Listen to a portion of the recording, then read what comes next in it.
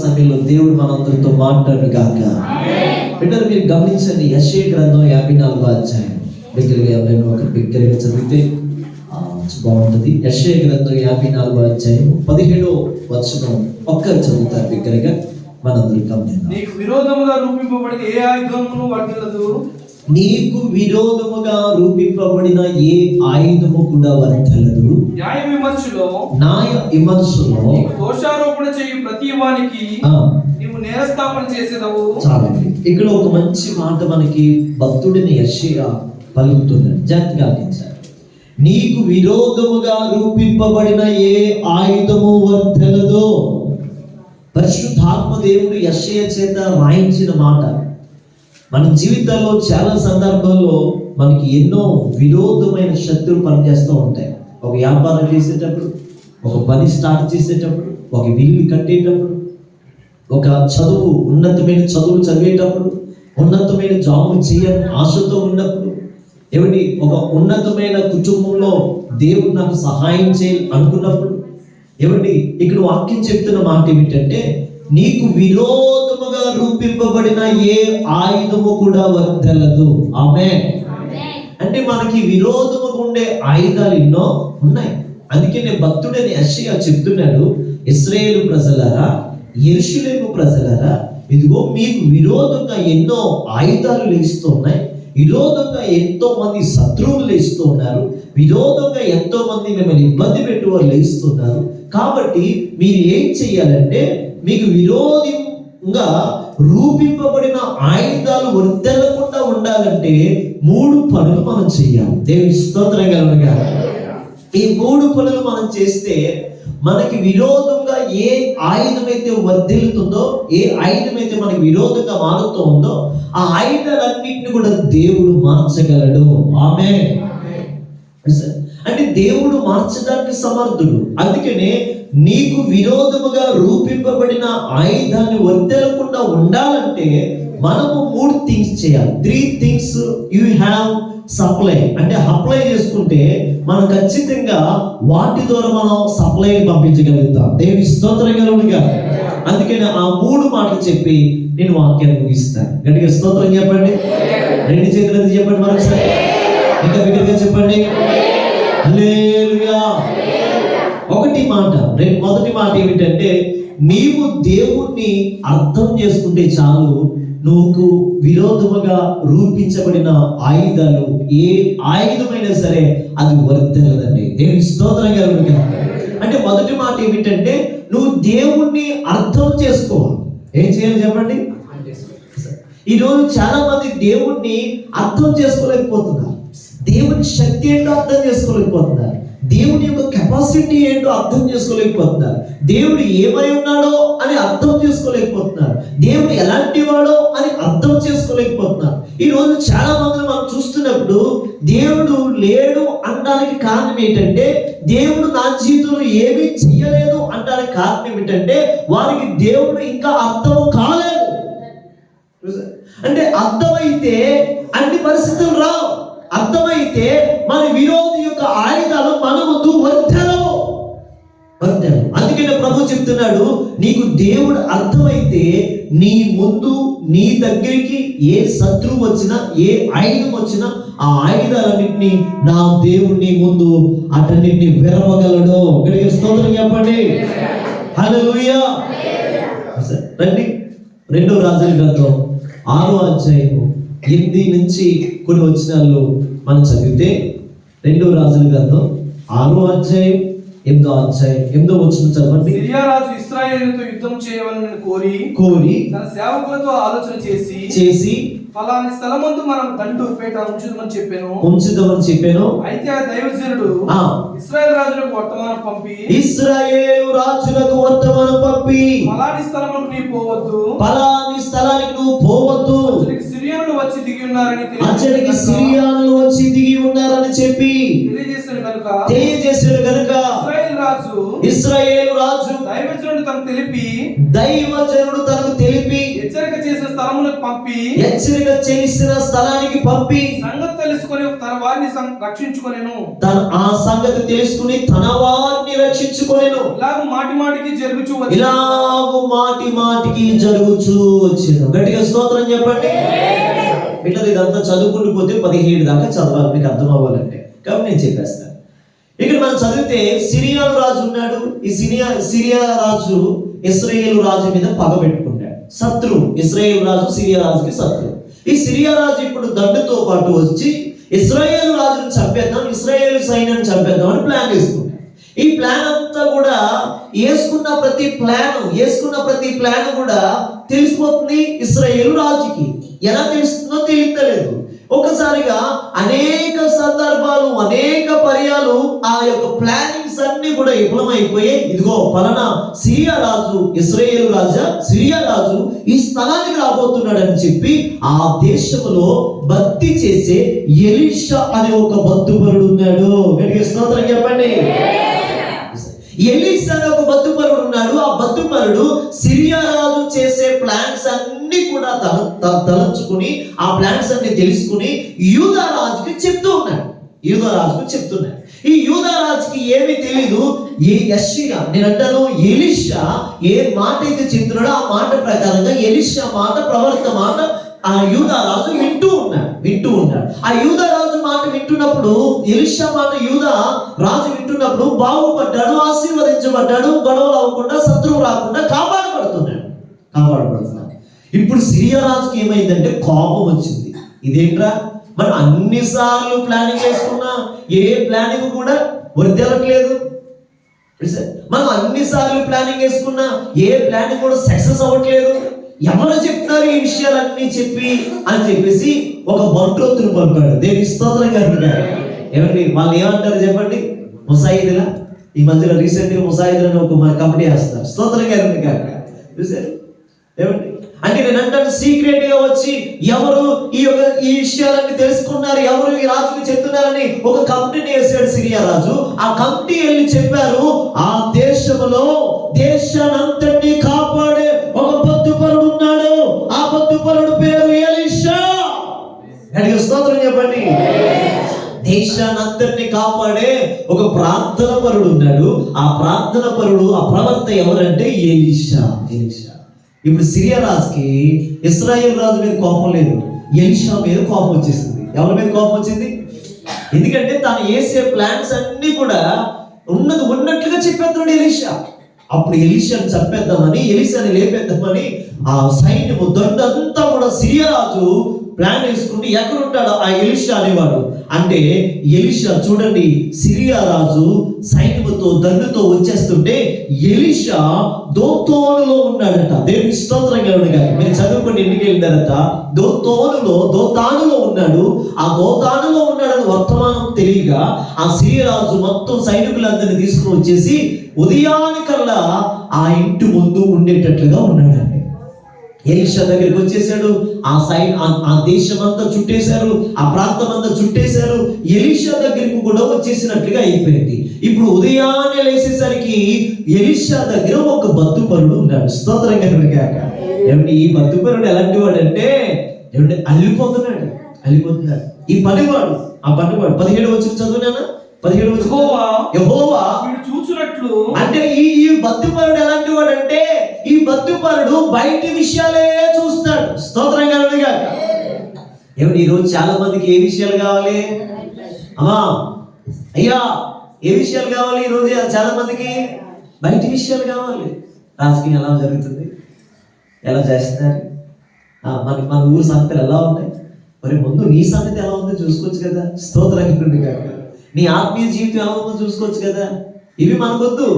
మన పరిస్థితులు ఏంటో మనం చూడం, మన స్థితిగతులన్నీ చూడం, మన ఇరుగు పరివారి కోసం ఆలోచిస్తాం.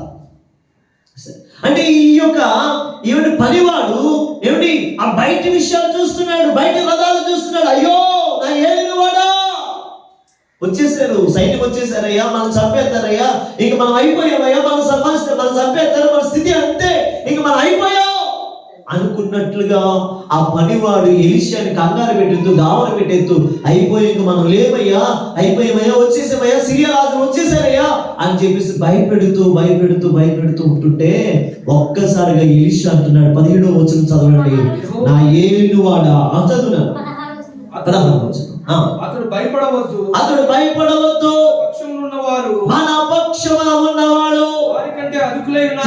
చెప్పండి ఈ మాట చెప్పండి అందరూ. మన పక్షమున ఉన్నవాడు, చెప్పాలి గట్టిగా, మన పక్షమున ఉన్నవాడు వారికంటే, మన పక్షమున ఉన్నవాడు వారికంటే బలవంతుడు, బలాసురుడు. హల్లెలూయా. అంటే వారి పక్షమున ఉన్నవారు రథాలు, సైన్యము, దండు అంతే. మన పక్షమున ఉన్నవాడు చిన్నవాడు కాదు, సమస్తాన్ని కలుగు చేసిన మహానీయుడు. ఆమేన్. ఆ మాట చదువుతాను, ఇంకా చదువుతాను. యెహోవా వీడు చూచినట్లు వీడు కనులు దయచేసి వీడి కనులు తెరువయ్యా. ఎలీషా ప్రార్థన చేయగా యెహోవా ఆ పనివాని కనులు తెరవగా వాడు ఎలీషా చుట్టూను పర్వతం అగ్ని. చూడండి, ఎలీషా చుట్టూను పర్వతాలు, అగ్ని, రథాలు చేత ఉండుట చూచి ఆ దండువారు అతని సమీపించినప్పుడు ఎలీషా జనుల అంధత్వముతో మొత్తం అని గట్టిగా స్తోత్రం చెప్పండి ఒకసారి. రెండు చేతులు ఎత్తి చప్పట్లు కొడుతున్నారు. హల్లెలూయా. గమనించారా? దేవుడు మనకు అర్థం కాకపోతే మనం రథాన్ని చూస్తాం. స్తోత్రం గారు. దేవుడు మనకు అర్థం కాకపోతే రాజులనే చూస్తాం. దేవుడు మనకు అర్థం కాకపోతే మన చిన్న చిన్న వ్యాపారాలే చూస్తాం. అసలు దేవుడు అనుకుంటే పెద్ద వ్యాపారం ఇవ్వాలనుకుంటున్నాడు ఆయన. ప్రైజ్ ఎలా, పెద్ద జాబ్ ఇవ్వాలనుకుంటున్నాడు. ప్రైజ్ ఎలా, పెద్ద విషయాల్లో మన గొప్ప గొప్ప కార్యాలు చూడాలని ఆయన ఆశపడుతున్నాడు. కానీ మనం ఏమనుకుంటాం అంటే, ప్రభా ఈ చిన్న వ్యాపారంతోనే పర్లేకపోతున్నాను ప్రభా, ఇంక పెద్ద వ్యాపారం అయితే వెళ్ళిపోతుంది ఆయన. ప్రభా ఈ చిన్న కుటుంబంతోనే భరించలేకపోతున్నాను ప్రభా, పెద్ద కుటుంబం అయితే ఇంక నేను ఎలా భరిస్తాను ప్రభా. సరే, మనం ఏమనుకుంటాం అంటే ఇలా తగ్గించేసుకుంటాం. అసలు దేవుడు మనకు అర్థమైతే మనకు విరోధంగా రూపించబడిన ఏ ఆయుధము కూడా వర్తెలదు. అంటే దేవుడు మనకు అర్థం కావాలి. ఎలీషాకి అర్థమైనట్లు పనివాడికి ఎందుకు అర్థం కాలేదు? ఎలీషా గదిలో ఉంటాడు. ఆమేన్. పనివాడు బయట ఉన్నాడు. ఎలీషాతో పాటు గదిలో ఉండొచ్చుగా, ఎలీషాతో పాటు మోకాలు వేయచ్చుగా, ఎలీషాతో పాటు చేతులు ఎత్తచ్చుగా, ఎలీషాతో పాటు ప్రభుని ఆరాధించచ్చు కదా, ఎలీషాతో పాటు ప్రభుని మహిమపరచచ్చు కదా. లేదు. ఎలీషా దగ్గరికి ఎవరు పోతున్నారు, ఇదే వీడు కావాలి. ఈరోజు దైవ సేవకుల దగ్గర ఉండేవారు కూడా చెప్పే మాట ఇదే. నీవు ఎప్పుడు కూడా పాడైపోకుండా ఉండాలంటే నువ్వు సేవకుడి యొక్క ప్రార్థన జీవితాన్ని కలిగి ఉండాలి. ఆమేన్. పాస్టర్ గారు ఎన్ని చెప్పినా సరే నువ్వు ప్రార్థన చేసుకుని ఎత్తుగా ఉండాలి. పరిచర్య చేయొచ్చు, పరిచర్య ప్రార్థనే. ఈరోజు చాలా మంది చేసేది ఏంటి? పనివాడు ఏమిటి? లోక సంబంధమైన వాటినే చూస్తున్నాడు. ఆత్మీయుడు ఎలీషా దైవ సంబంధమైన వాటి మీద మనసు పెట్టాడు. ఈరోజు మనకి దేవుడు అర్థం కాకపోతే మన కార్యాలు చూడలేము. అందుకని దేవుడు ఎలీషాకి అర్థమయ్యాడు. అందుకనే అగ్ని రథాలు ఎలీషా చుట్టూ ఉన్నాయి. అగ్ని రథాలు ఎలీషా చుట్టూ ఉన్నాయి. ఎన్ని రథాలు, లోక సంబంధమైన రథాలు వచ్చినా అగ్ని రథాలు తాగలేవు. ఆమేన్. పరలోక సంబంధమైన సైన్యం ఎలీషా చుట్టూ దిగి వచ్చింది. ఈరోజు మీరు ఆలోచించండి, లోక సంబంధమైన రథాలు గొప్పవా, దైవ సంబంధమైన రథాలు గొప్పవా? గట్టిగా చెప్పండి అమ్మా. లోక సంబంధమైన రథాలు ఏమవుతాయి? ఒక తండ్రితే ఇరిగిపోవచ్చు, లేకపోతే ఒకటి ఏదో గుద్దితే పోవచ్చు. అంతే కదా. గుర్రమో దాన్ని కలిపొచ్చేసి దాన్ని చంపేద్దాం, అది పారిపోవచ్చు. కానీ అగ్ని రథాలు, అగ్ని గుర్రాలు, స్తోత్రం గరుడుగా, అవి కాలిపోవు. అవి మనుషులను అర్థం చేసేదాకా ఊరుకోవాలి. అందుకనే ఎలీషాకి దేవుడు అర్థమయ్యాడు, పనివాడికి దేవుడు అర్థం కాలేదు. ఈరోజు మనం ఏ బ్యాచ్లో ఉన్నాం? ఎలీషాకి అర్థమైనట్లుగా నువ్వు అర్థమయ్యేటట్లుగా ఉన్నావా? దేవుడు నీకు అర్థమవుతున్నాడా? దేవుడు నాకు కార్యాలు చేస్తాడు, అర్థమవుతుందా? దేవుడు నాకు మంచి ఇల్లు ఇస్తాడు, అర్థమవుతుందా? దేవుడు నాకు మంచి స్థితిని ఇస్తాడు, అర్థమవుతుందా? దేవుడు నా భర్తని ఏ రీతిగా అయినా కూడా మార్చగలడు అని అర్థమవుతుందా? అంటే నీకు అర్థమైతే, దేవుడి యొక్క పరిస్థితి నీకు అర్థమైతే ఆయన ఖచ్చితంగా నీ పట్ల విరోధం ఉన్న ప్రతి ఆయుధాన్ని కూడా ఉంచగలడు. గట్టిగా చప్పట్లు కొట్టండి. హల్లెలూయా. ఈ దేవుడు అర్థం కాకపోతే మన పరిస్థితి ఎలా ఉంటుందంటే పని వాళ్ళ ఉంటుంది. అయ్యా నా ఏలుడు వాడా వచ్చేస్తున్నారు అయ్యా అంటాం. అవి వచ్చేస్తారండి, పట్టు చంపడానికి వచ్చేస్తారండి, అయ్యో చంపడానికి వచ్చేస్తారండి అన్నట్టుగా మనం బతుకుంటుంది. ఎలీషా ఎలా ఉన్నాడు తెలుసా? వాళ్ళకంటే గొప్ప సైన్యం మనకుంది, వాళ్ళకంటే గొప్ప సైన్యం మనకుంది. మన దేవుడు ఆకాశం నుంచి అగ్ని రథాలు పంపుతున్నాడు. ఆ రథాల ముందు ఏ మానవుడి రథాలు పనిచేయవు. అగ్ని రథాల ముందు ఏ మానవుడి రథం పనిచేయదు. గట్టిగా స్తోత్రం చెప్పండి. కాబట్టి మొదటి మాట ఏంటి తెలుసా? నీకు దేవుడు అర్థమైతే దేవుడు నీకు విరోధంగా ఏ ఆయుధం అయితే పనిచేస్తావు ఆ ఆయుధాలన్నింటినీ నీవే కాళ్ళతో ఎరగొట్టే శక్తిని దేవుడు ఇస్తాడు. ఆమేన్ చెప్పండి. ఎలీషాకి అర్థమయ్యాడు. దేవుడు ప్రార్థన చేశాడు, ప్రభువా ఈ సైన్యం వస్తుంది, ఒక్కసారి అంధత్వం కలిగి చేయవా? అంధత్వం అంటే ఏంటి? గుడ్డితనం కలిగి చేయి అని చెప్పేశాడు. ఫ్యాన్ మంచిగా ఫ్యాన్ సార్ చాలా అని చూశారు. అంధత్వం కలిగి చేయి ప్రభువా అని ప్రార్థన చేశారు.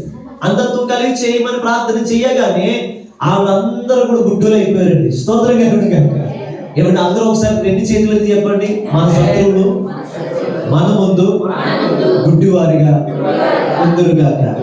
రెండు చేతులు ఎత్తండి, రెండు చేతులు ఎత్తి చెప్పండి. మీ శత్రువులు ఎవరున్నారు? ఇప్పుడు ఒక్కసారి మీ శత్రువులు ఉంటే కనుక, నిజంగా శత్రువులు ఉంటే మీ శత్రువుల కోసం వచ్చిన ప్రార్థన చేద్దాం. మా శత్రువులు మా ముందు గుడ్డివారిగా తడుముకుంటూ నా దగ్గరికి వచ్చుదురుగా, వారికి నేను మార్గము చూపుదునుగాక. నమ్మితే గట్టిగా చప్పట్లు కొడుతూ ప్రభు నామమున హల్లెలూయా. ఎలీషా శత్రువులు సిరియా రాజు యొక్క దండంతో వచ్చేసారండి. ఎలీషా చిన్న ప్రార్థన చేశాడు, ప్రభా అంధత్వం కలిగించే వారికి గుడ్డితనం కలిగించే అంటే గుడ్డులు అయిపోయారు, అందరూ గుడ్డులు అయిపోయారు. బాబు ఇక్కడ ఎలీషానే ఉన్నాడా?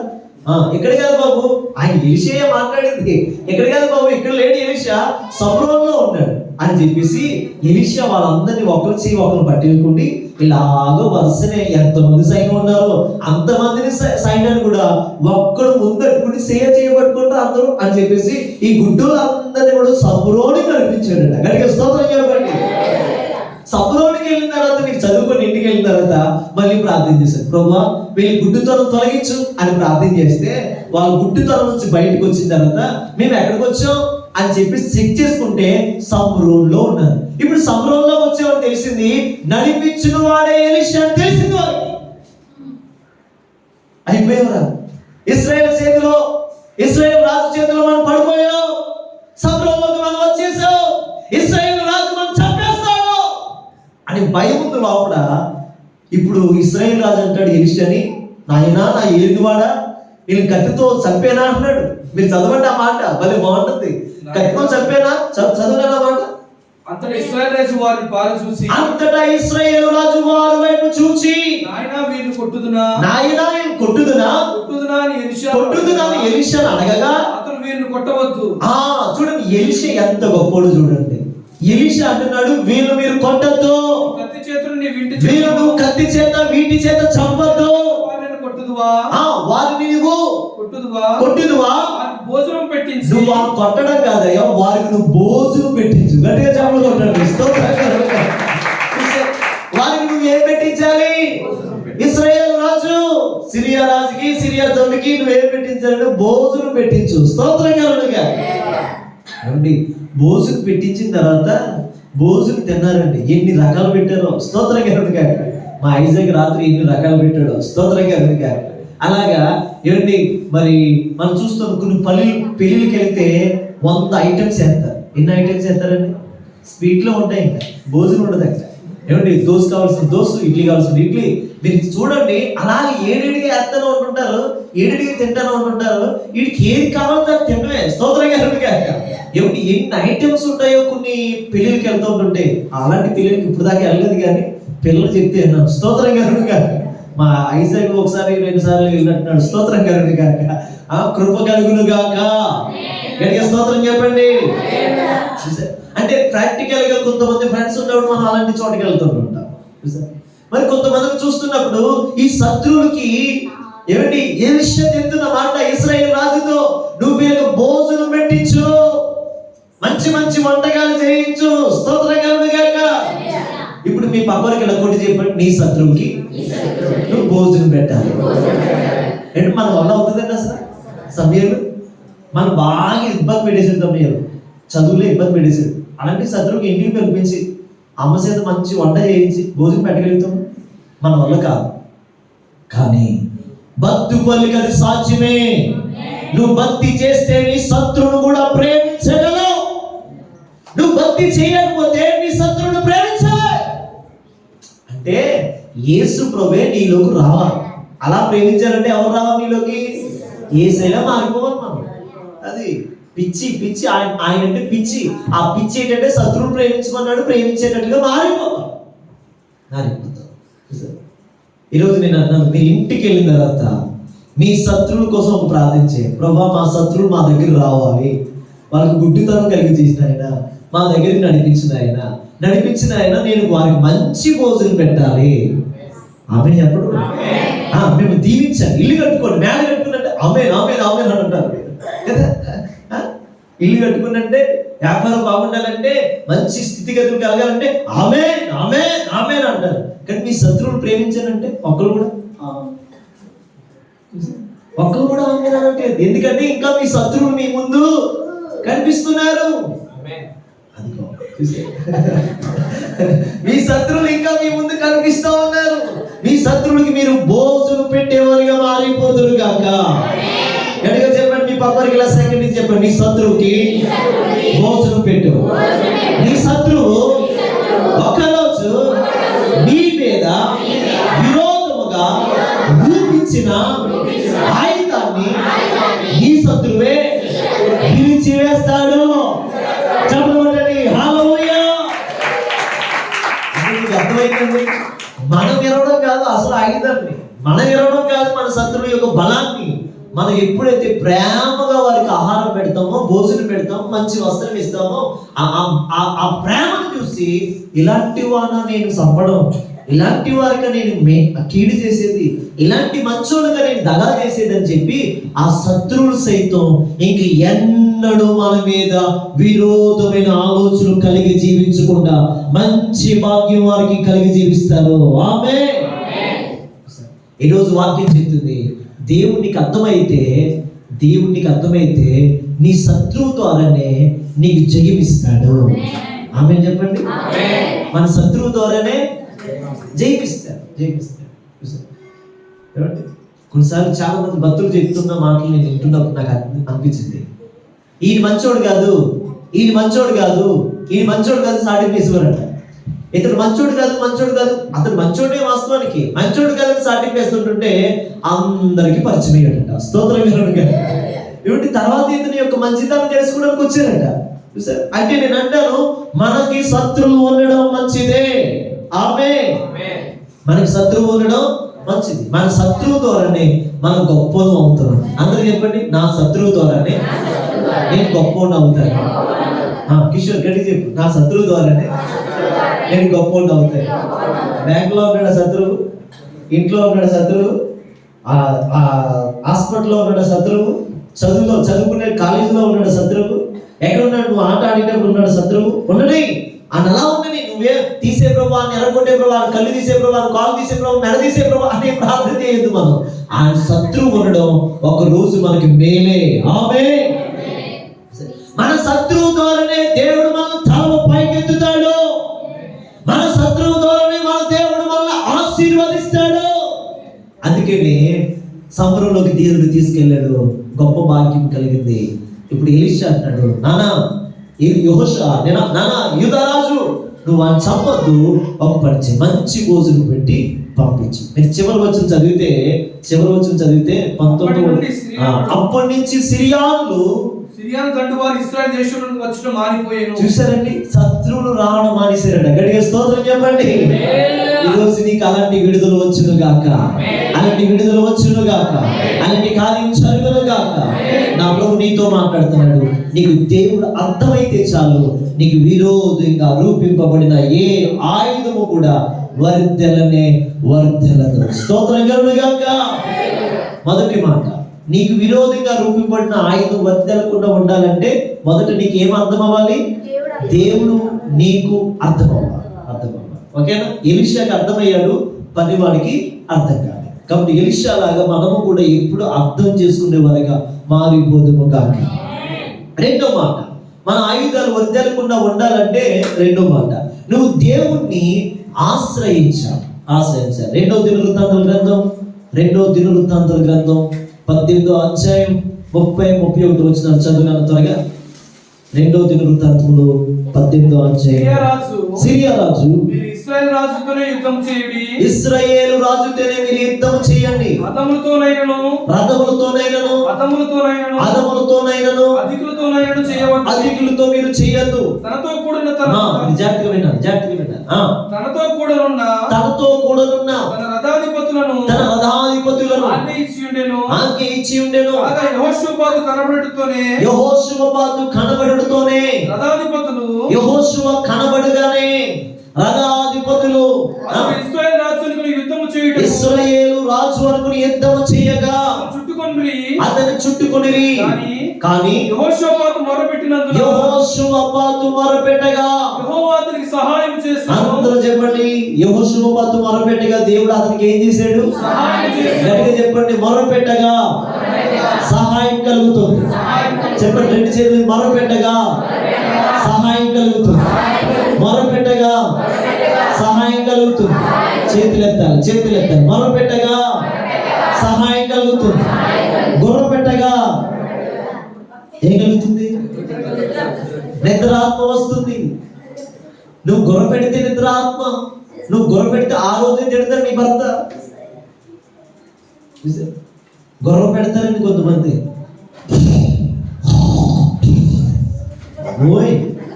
కొంతమంది దగ్గర పడుకుంటే ఇంకా నిద్ర ఉన్నగాడికి నిద్ర పడదు అండి. ఒకసారి నేను ఒక మీటింగ్లోకి వెళ్ళి ప్రార్థనకి వెళ్ళి ఆ రాత్రి కొద్దిగా బాగా అలసిపోయి ఉన్నాను.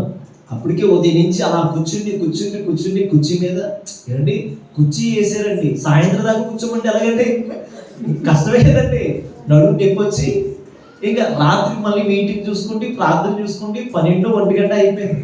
పడుకుందాం అనుకునేసరికి ఆయనేమో చల్లగా నిద్రలోకి వెళ్ళిపోయాడు. నిద్రలో ఆ పక్క ఆయన పడుకుండి బుస్సు ఏదో దోసపం కొట్టినాడు. బుస్సులు కొడుతుంటుంటే ఇంక నాకు ఏం చేయాలో తెలియలేదు. చెవులు మూసేసుకున్నాను, దుప్పటి కప్పేసుకున్నాను, ఇంకోటి కప్పేసుకున్నాను. ఇంక నేను ఇంకా ఆ బుస్సు అంతా చెవులు కూర్చోబడిపోతుంది. ఇంక మా ఇద్దరు కానీ ఆ రోజు నాకు ఆల్రెడీ క్లియర్ అయిపోయింది. స్తోత్రంగా.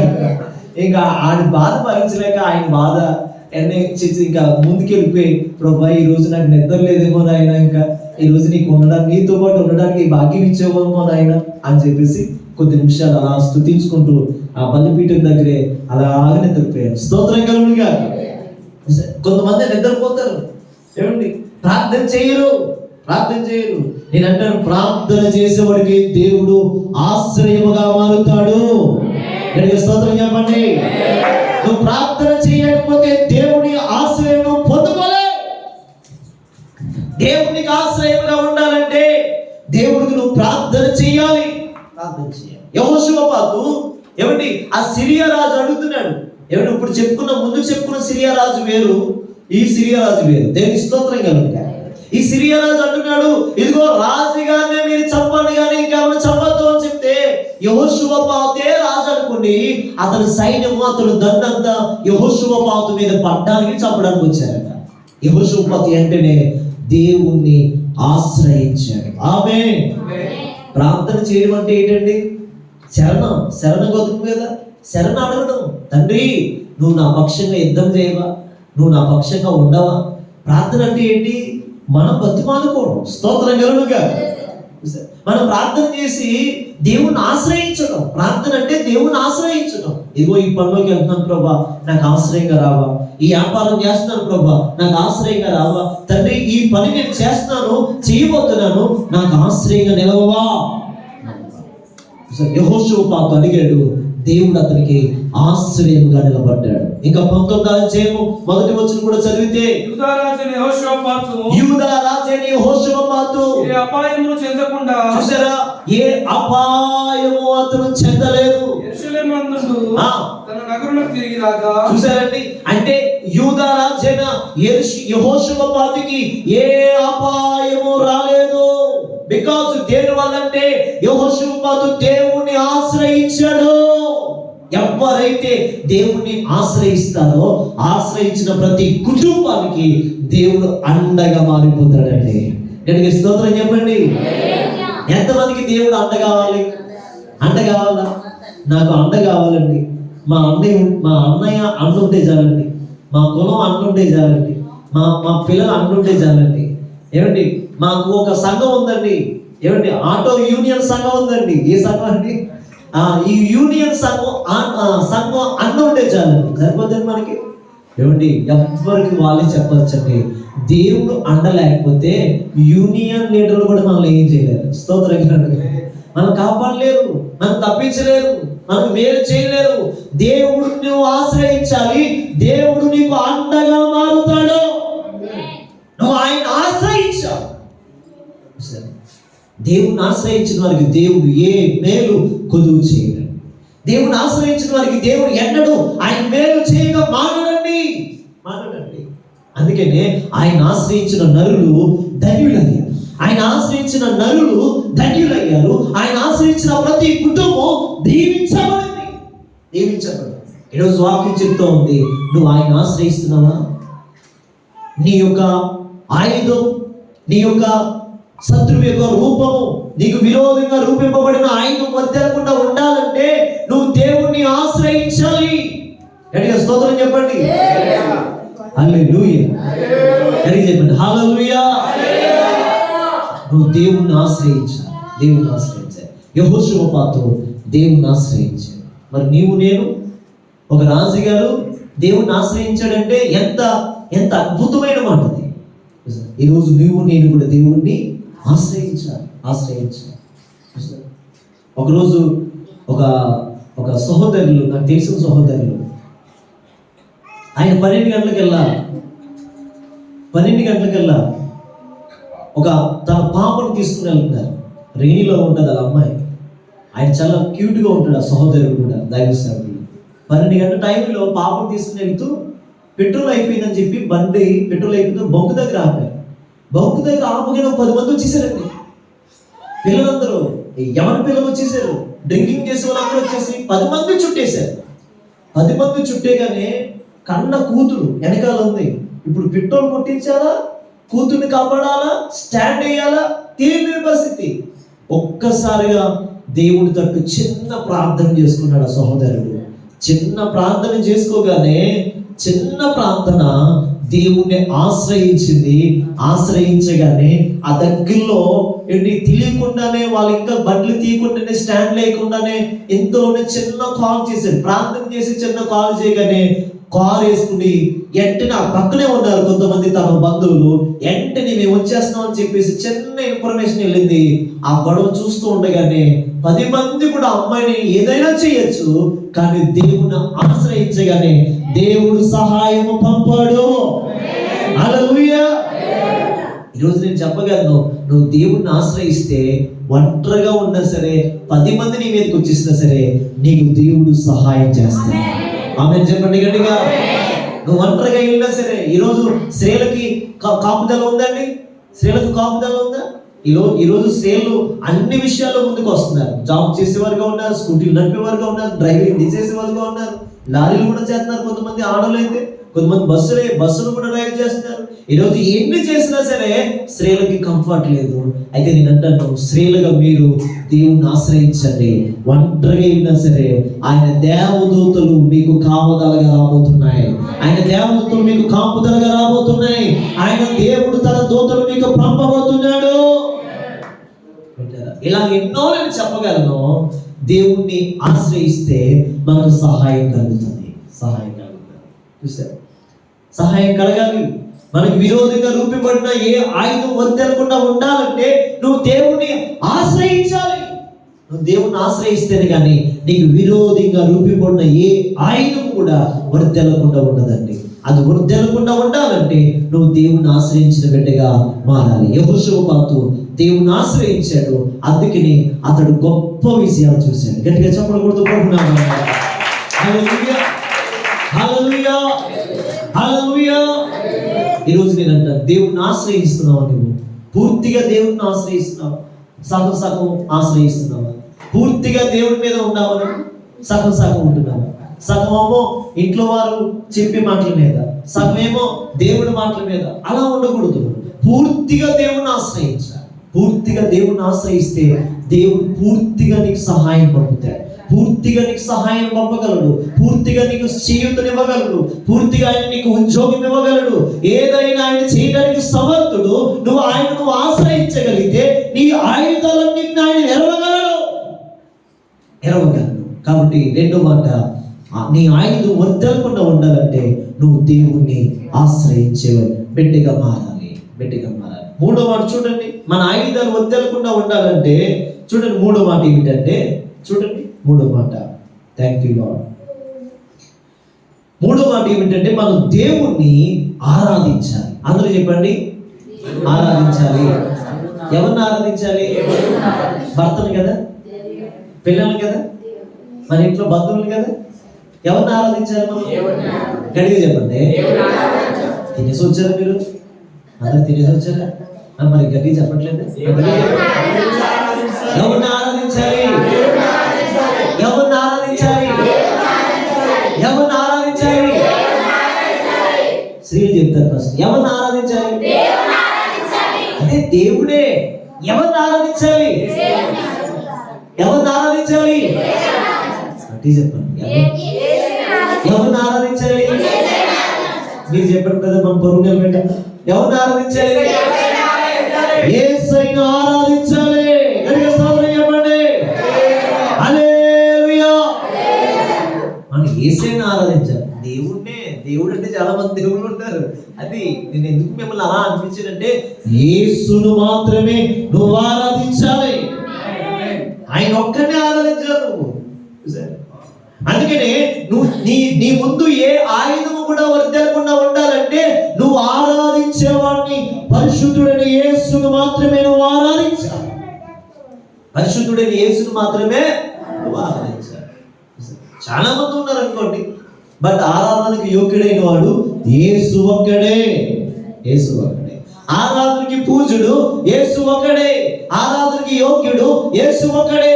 ఆ యోగ్యత కలిగిన వాడు, పరిశుద్ధత కలిగిన వాడు, నీతి కలిగిన వాడు, మంచితనం కలిగిన వాడు, సాత్వికం కలిగిన వాడు, శాంతిని కలిగిన వాడు, సమస్తాన్ని కరుణామయుడిగా దిగి వచ్చిన వాడు, దయామయుడిగా దిగి వచ్చిన వాడు, యెహోషువ షమాగా ఉన్నవాడు, ఎల్రోయిగా ఉన్నవాడు, యెహోవా ఈరేగా ఉన్నవాడిని మనం ఏం చేయాలంటే ఆరాధించాలి. ఆరాధించాలి. ఎవరిని ఆరాధించాలంటే ఎవరిని పడితే వాళ్ళని ఆరాధించకూడదు. మనం యేసును మాత్రమే ఆరాధించాలి. ఈరోజు చాలా మంది మనుషులను ఆరాధిస్తున్నారు. మనుషులను ఆరాధించకూడదు. మీ సేవకులను ఆరాధించకూడదు. ఈరోజు దైవ సేవకుని ఆరాధించడం కాదు, దైవ సేవకుని గౌరవించడం మంచిది, బట్ దైవ సేవకుని ఆరాధించకూడదు. భర్తని ఆరాధించకూడదు. మనం భర్తని గౌరవించాలి. భర్త స్థానంలో యేసయ్యకి ఇవ్వాలి. ఆరాధన ఎవరికి ఇవ్వాలి? యేసయ్యకి ఇవ్వాలి. పిల్లలు ఈరోజు చాలా మంది పిల్లల మీద ప్రేమ ఎక్కువైపోయి పిల్లలే సర్వం అనుకుంటారు. పిల్లల్ని ఆరాధించకూడదు. మనం పిల్లల్ని తీసేసి పిల్లల స్థానంలో యేసయ్యని పెట్టి ఆరాధించాలి. ఆమేన్. నేను అంటాను, ఈరోజు లోకంలో చాలా మంది కొన్ని విషయాల్లో ఆరాధకులుగా మారిపోయారు. కొంతమంది వ్యాపారాన్ని ఆరాధిస్తారు. వింటున్నారా? వ్యాపారమే. సండే వచ్చినా సరే వ్యాపారం ఆపుడి, సండే వచ్చినా సరే బ్యాంకు, నేనంటాను జాబ్ మాని. ఏమిటి ఈ సండే వచ్చినా సరే పనుబాటులో మానడు. సండే వచ్చినా సరే ఆఫీస్ క్లోజ్ చేయాలి. హాస్పిటల్ కట్టేయాలి. నీకు ఇచ్చిన వ్యాపారం కట్టేయాలి. నీకు ఇచ్చిన చేతి పని కట్టాలి. నీ పొలము, నీ వ్యాపారం, నీ సమస్తము అన్నిటినీ ఆపేసి యేసును మాత్రమే నువ్వు ఆరాధించాలి. అలా చేయగలుగుతామండి. ఈరోజు మనసు పెట్టాలి. పిల్లవైపు కూడా చెప్తాను, ఆరాధించకూడదు, చూడకూడదు అని అనుకోండి. స్తోత్రం కలుగుతుంది. మరి ఎవరిని ఆరాధిస్తున్నావు? ఈరోజు ఎవరిని ఆరాధించేవారు ఎవరు మారిపోయాం ఈరోజు. వ్యాపారాన్నా, డబ్బునా? మీరు చూడండి, అనేజం చూడండి, ఉదయాన్నే మొదటి బేరం వచ్చిందంటే ఆ మొదటి బేరానికి ఎన్ని చేస్తాడు వాడు. స్తోత్రం కలుగుగా. చేస్తాడే లేదండి, ఇలా కొడతాడు, టింగ్ టింగ్ టింగ్ టింగ్ టింగ్ టింగ్ టింగ్. ఇది ఇస్తాడు అసలు, ఇద్దరికి అచ్చమిస్తాడా? అచ్చమే ఉండదు. అన్ని కొట్టిన తర్వాత అప్పుడు ఇలా అనుకోండి, ఇప్పుడు ఏంటి చేయము, అన్నింటి కొట్టాడా లేదా?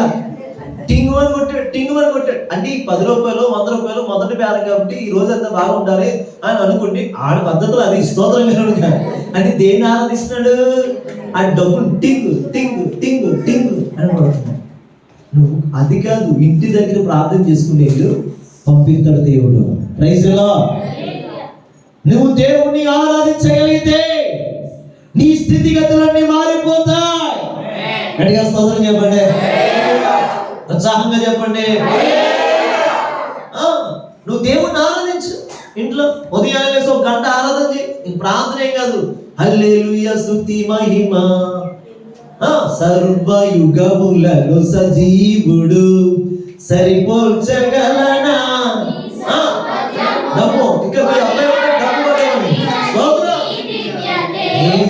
నా ధ్యానం నా ప్రాణం యేసయ్యా, నా ధ్యానం నా ధ్యానం నా ప్రాణం. అది ఉదయాన్నే ఒక గంట ఆరాధన చేయి. ఆ రోజు ఎలా ఉండదు? స్తోత్రగలుడుగా. మీ భర్త వ్యాపారం దీవించబడుతుంది, మీ పిల్లలు చదువులు దీవించబడతాయి. ఎగ్జామ్కి వెళ్ళాడా? ఆ రోజు ఆరాధన చేసుకుంటే అద్భుతకరంగా రాసిస్తాడు. 50 పేజీలు రాసిస్తాడు. స్తోత్రంగా. 30 రాత్రి చాలంటాడు. 30 సీట్లు రాత్రి అద్భుతమే. అది 50 పేజీలు వృధలే 100కు 100 వేసేస్తాడు. స్తోత్రంగా. కలిగే స్తోత్రం చెప్పండి. ఆరాధనలో అంత శక్తి ఉంది.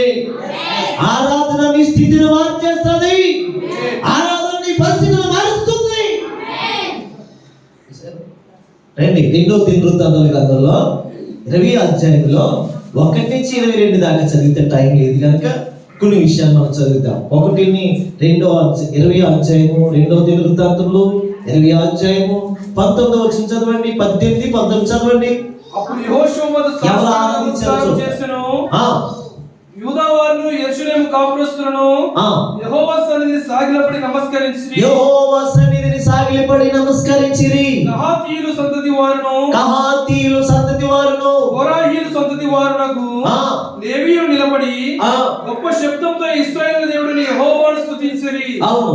అంతటా వారు ఉదయాన్నే లేచి తెకోవ అరణ్యమునకు పోయి వారు పోవుచుండగా యెహోషాపాతు నిలబడి, యూదా వారులారా యెరూషలేము కాపురస్తులారా నా మాట వినండి. నీ దేవుడైన యెహోవాను నమ్ముకొనుడి. మీరు స్థిరపరచబడతారు. ఆయన ప్రవక్తలను నమ్ముకొనుడి. చాలండి. ఇక్కడ 18, 19 వచనాల్లో దేవుణ్ణి వారు ఆరాధించారు. గట్టిగా స్తోత్రం చెప్పండి. 18, 19 వచనాల్లో ఏం చేశారు? వారు దేవుణ్ణి ఆరాధించారు. 20 వచనం కూడా చదువుతున్నాను. 22వ వచనం. వారు పాడుటకును దేవుణ్ణి స్తుతించుటకును మొదలు పెట్టగా యెహోవా యూదా వారి మీదికి వచ్చిన. ఏమిటి? చాలు. అంటే వారు ఏం చేశారు? అమ్మా వింటారా? మీరు వింటారా? జాగ్రత్త. ఆడవాళ్ళు ఎక్కువ ఆరాధకులుగా మారాలి. ఆమె మెరిసి ఆరాధన చేస్తే విజయ్ హాస్పిటల్ పైకి ఎదగాడు. స్తోత్రం. అలా ఉండండి. మరి టాప్లు వేసుకోండి. అన్నవారిలో ఎన్ని హాస్పిటల్ వచ్చినా దీని హాస్పిటల్ ప్రత్యేకంగా ప్రైజ్లో అది. అంటే మన ఆరాధన చేయకపోవడమే తేడా. స్తోత్రం కనుక మన ఆరాధనలో లోపం వచ్చింది కనుకనే హాస్పిటల్ దీవించబట్టలేదేమో అనిపిస్తూ ఉంటుంది. నేను అంటాను, ఇప్పుడు మెస్సిని అంటే కాదు, నేను అన్నాను మొత్తం ఆడవాళ్ళందరూ ఒక ఆరాధకులుగా మారిపోతురుగా. సంజన ఆరాధన చేస్తుంటే ఆ మామయ్య గారి వ్యాపారం పెద్దాపురంలో పెద్దదైపోయింది. స్తోత్రం కనుక పెద్దాపురంలోనే పెద్దదవ్వాలి.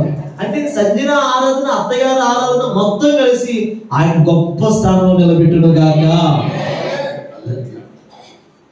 నేను అంటాను, ఇలా ఆరాధన చేసే వాళ్ళు ఉంటే నీకు దున్నించండి, అద్భుతం జరిగిపోతాయండి. స్తోత్రం కలుగును గాక. ఆరాధన చేసే వాళ్ళగా మారాలి. అది ఇంక ఎప్పుడు చూసినా ప్రభా నా పొడి సేర పర్లేదు ఆయన ఇంకా జిగిని వాళ్ళలేదు ఆయన ఈ సీఎంఆర్ కూడా తీసుకెళ్ళదు మా ఐదారు మమ్మోడు ఆయన అని చెప్పేసి ఇలా అర్థం కాదు. ఇంకా ఏం కొనకపోయినా ఆరాధన చేయి, నీకు ఇంటికి వచ్చి పడిపోతుంది సేర. స్తోత్రం కలుడు కానీ చెప్పండి గట్టిగా. మీకు ఇష్టమైన మాటలు కదండి చెప్తున్నాను, గట్టిగా చెప్పలే స్తోత్రం కదా, గట్టిగా స్తోత్రం చెప్పండి. నువ్వు ఆరాధన చేయి, నీకు ఇష్టమైన సేర పంపిస్తాడు దేవుడు. మా పాస్టర్ గారు అంటుంటారు, నువ్వు ఏ కొలను నాకు అంటుంటారు అంటుంటారు. నిజమే చెప్పాలి కదా, నిజం చెప్పాలి కదా, నిజం చెప్పాలి. కొన్నిసార్లు అమ్మగారిని గౌరవించండి మంచిది, బట్ ఏంటంటే కొన్నిసార్లు ఆడలు కదండి అంటుంటారు. ఏ కొలను నాకు అంటే నిజమే, ఏం కొనలేదే నీకు, మరి ఉన్నాయన్నీ అవి స్తోత్రం గారు, ఉన్నాయన్నీ కట్టుకున్నాయన్నీ అవి దేవుడు ఇచ్చాడు. అదే మరి ఆయన సేవ చేద్దాం కనుక నేను కొనలేదని ఆయన తెలుసు. ఎవరినో దేవుడు లేపుకుండి నీకు గొప్ప సేవ పంపించాడు. స్తోత్రం గారు. పాస్టర్ గారికి హైదరాబాద్ నుంచి సేవలు వస్తాయండి, పాస్టర్ గారికి గొప్ప నుంచి సేవలు వస్తున్నాయండి ఈ మధ్యలో. స్తోత్రం గారు ఆమె చెప్పు వస్తాయి, ఏమో పంపిస్తాడు దేవుడు. హల్లెలూయా, హల్లెలూయా. అది ఆరాధన చేయి, ఆరాధన చేస్తే నీకు ఏం కావాలో అవన్నీ యేసు సమకూరుస్తాడు. యెహోషువపాతు దేవుణ్ణి ఆరాధించాడు. యెహోషువపాతే కాదు, ప్రజలందరూ వారు పాడుటకును స్తుతించుటకును మొదలు పెట్టగా శత్రువులందరూ కూడా ఏమయ్యారంటే ఒకరికొకరు పొడుచుకుని చచ్చిపోయారండి. గట్టిగా స్తోత్రం చెప్పండి. ఏమంటే యుద్ధం ఏమైనా చేశారండి వీళ్ళు? యుద్ధం చేశారా? ఇక్కడ 3 తెగలు ఉన్నారండి. ఒకటి ఏంటంటే తెగ మోయాబీలు, అమోనీయులు, మెహూనీయులు దండెత్తి ఈ యొక్క యూదా దేశం మీదకి వచ్చేసారు, యెరూషలేము మీదకి వచ్చారు, యెహోషువపాతు మీదకి వచ్చారు.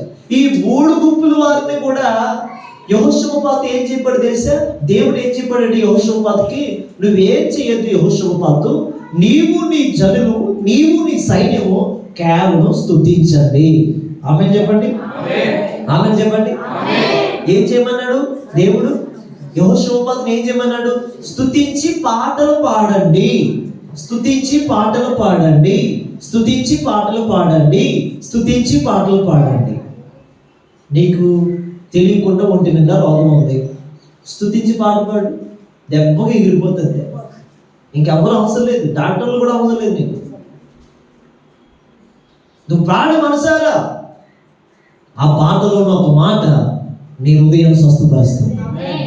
అంటే ఎన్ని సమస్యలు ఉన్నా నువ్వు పాడు, పాటలు పాడు, స్తుతించు, ఆరాధించు దేవుడిని, ఆరాధన చేయి. కీబోర్డు ఉంటే ఆరాధన చేస్తానని నేను, ప్యాడ్ ఉంటే ఆరాధన చేస్తానని నేను, కొమ్మ కొట్టుకోలు ఉంటే ఆరాధన చేస్తాను, అందరూ చేస్తారు.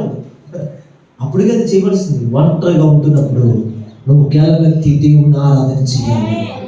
ఆమె చెప్పండి గడిగా. నువ్వు ఆరాధన చేయడం మొదలు పెడితే నీ పరిస్థితులు మార్చు నా దేవుణ్ణి మంచి వరమగా మారిస్తాడు. అంటే నేనంటే నువ్వు ఆరాధన చేయడం మొదలు పెడితే నీ పరిస్థితులను దేవుడు మార్చగలడు. నేను యెహోషువపాతుకి అదే చెప్పాడు, నువ్వు ఆరాధన చేసి స్తుతించుకుంటూ వెళ్ళండి, నీ శత్రువుల సంగతి నేను చూసుకుంటానని చెప్పాడు. అంతే. వీళ్ళు పాటలు పాడడం మొదలు పెట్టారు. శత్రువులు 3 గుంపులు ఉన్నాయి కదా, 3 తెగల వాళ్ళు వచ్చారు కదా, ఒక్కొక్క తెగ ఒకరినొకరు పొడుచుకుని చచ్చిపోయారండి. గట్టిగా స్తోత్రం చెప్పండి. ఒక్కొక్క తెగ ఒకరినొకరు పొడుచుకుని చచ్చిపోయి ఒకరి మీద ఒకరు పడిపోయి ఉన్నారండి. వీళ్ళు పాటలు పాడి స్తుతించి ఆరాధన చేసిన తదుపరి మళ్ళీ దేవుడు మీరు వాళ్ళ దగ్గరికి వెళ్ళండి అని చెప్పగానే వాళ్ళ దగ్గరికి వెళ్ళేసరికి ఒక్కడు కూడా బ్రతికిలేడండి. చెప్పడం కూడా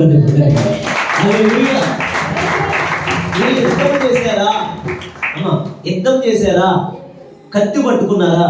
సిస్టర్ గారు కత్తి పట్టుకున్నారా? ఈటి పట్టుకున్నారా? బాంబు వేసారా? మరి ఏం వేశారు? ఏం చేశారు? అది చెప్పండి. ఏం చేశారు?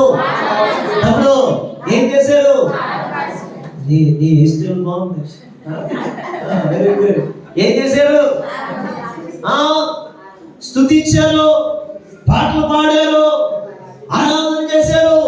మరి పాటలు పాడుతూ ఉండగా దేవుడు అక్కడ కార్యం చేయడం మొదలు పెట్టాడు. మరి పాటలు పాడుతుండగా దేవుడు ఒకరిని పొడుచుకుని చచ్చిపోయేటట్లుగా దేవుడు కార్యం చేశాడు. హల్లెలూయా.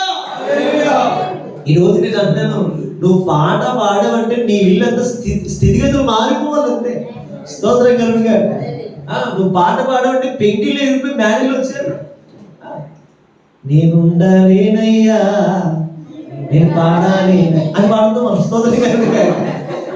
ఇంక ఈ సంవత్సరం ఈ పాత ఇంట్లో ఉండలేనయ్యా, ఈ బాధలతో నేను ఉండలేనయ్యా, నేను పాడలేనయ్యా అంటాం.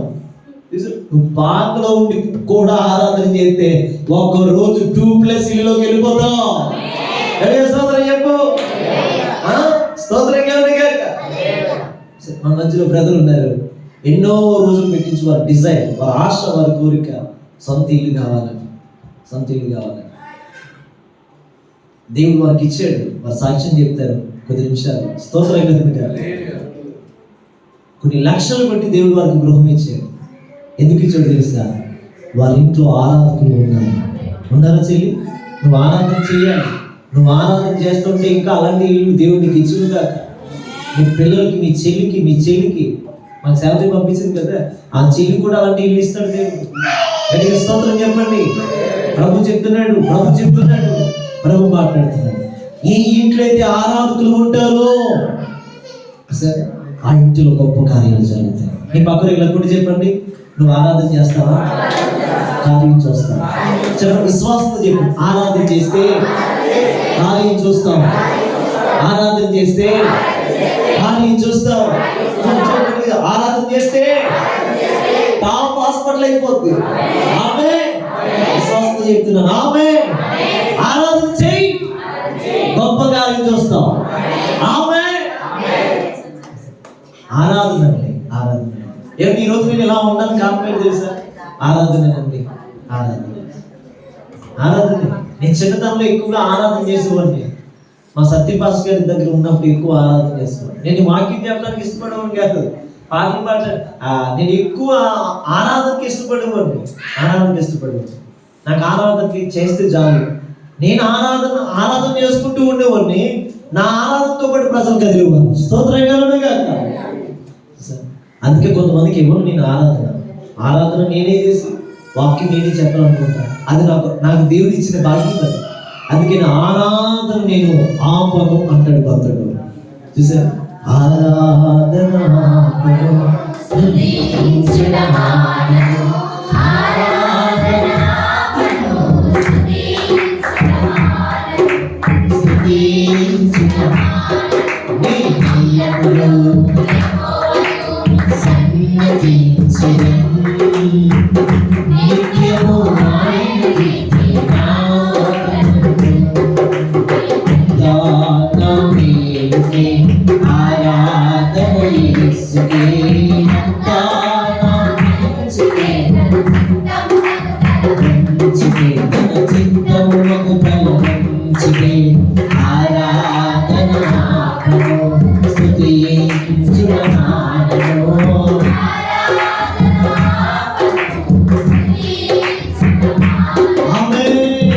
మనం ఏం చేయకూడదు? ఆరాధన ఆపకూడదు, స్తుతించుట. ఆరాధన ఆపకూడదు, స్తుతించుట.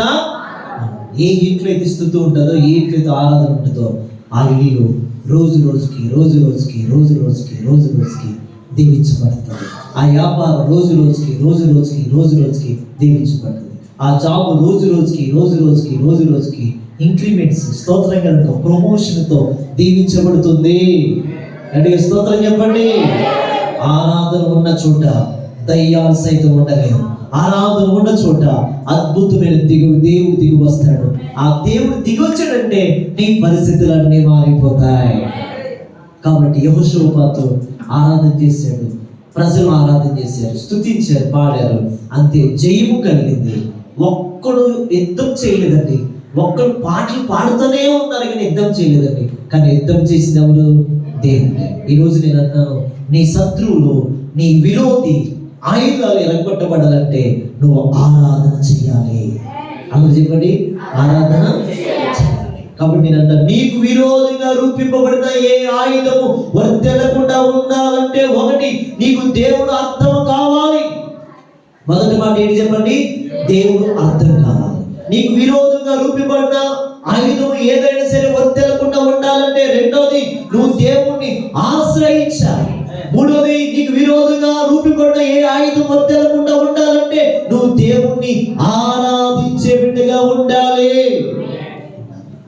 నువ్వు అలా మారుతావో నీకు దేవుడు కార్యం చేయడం మొదలు పెడతాడు. నీ పక్షంగా నిలబడడం మొదలు పెడతాడు. మన పక్షంగా ఉన్నవాడు గొప్పవాడు అన్నట్లుగా ఎలీషా మన పక్షంగా దేవుడు రావడం మొదలు పెడతాడు. 100 మంది వచ్చినా 1000 మంది వచ్చినా నథింగ్, వాళ్ళు మనల్ని ఏమి చేయలేరు. Praise the lord. అందుకనే 91 కీర్తన అనుకుంటాను, నీ కుడి పక్కన నీ ఎడమ పక్కన అంటే చదువు. ఆ మాట చదవండి. 91 కీర్తన ఆ మాట చదవండి. నీ ప్రక్కన 1000 మంది పడినను, నీ పక్కన 1000 మంది పడినా, నీ కుడి ప్రక్కన 10,000 మంది, నీ కుడి పక్కన 10,000 మంది వచ్చి ఉన్నా అపాయము నీ యొద్దకు రాదు. గట్టిగా చెప్పలు కొట్టండి. ఎందుకు తెలుసా? అపాయము నీకు కలగదు అని చెప్పిన దేవుడు నీకు తెలుసా? నువ్వు దేవుని ఆశ్రయించావు గనుక, నువ్వు దేవుని ఆరాధిస్తున్నావు గనుక, నీకు దేవుడు అర్థమయ్యాడు గనుక, నీ కుడి పక్కన నీ ఎడమ పక్కన ఎంత మంది వచ్చినా నా యేసయ్య నీకు తోడుగా ఉంటాడు. నీ పక్షంగా విరోధంగా ఉన్న ఆయుధాలన్నింటినీ కూడా ఆయన వెరగొట్టి నీకు జయమిస్తాడు, నీకు విజయం ఇస్తాడు, నిన్ను ఊరేగిస్తాడు. హల్లెలూయా. కాబట్టి యెషయా అంటాడు 54:7-17 అంటాడు, నీకు విరోధంగా రూపింపబడిన ఏ ఆయుధము కూడా వర్ధలదు. ఎంతమందికి ఈ మాట నా పట్ల జరగాలని ఆశ ఉంది? ఉందా? ఆశ ఉందా? నా విరోధంగా ఉన్న ఆయుధాలని ఎరగొట్టబడాలయ్యా అని ఆశ ఉంటే నువ్వు 3 పనులు చేయాలి. 1, నీకు దేవుడు అర్థం కావాలి. 2, దేవుడిని ఆశ్రయించాలి. 3, దేవుడిని ఆరాధించాలి. ఈ 3 నుంచి నీకు విరోధంగా ఏ ఆయుధం కూడా ఉండదు. దేవుడికి సహాయం చేస్తాడు. దేవుడి కృప నీకు తోడుగా ఉండబోతుంది. అందరూ మోకాళ్ళ మీదకి రండి, ప్రార్థన చేసుకుంటాం. తండ్రి, ఈ 3 మాటలు నా పట్ల జరగాలి. నాకు విరోధంగా ఉన్న ఈ ఆయుధమైనా సరే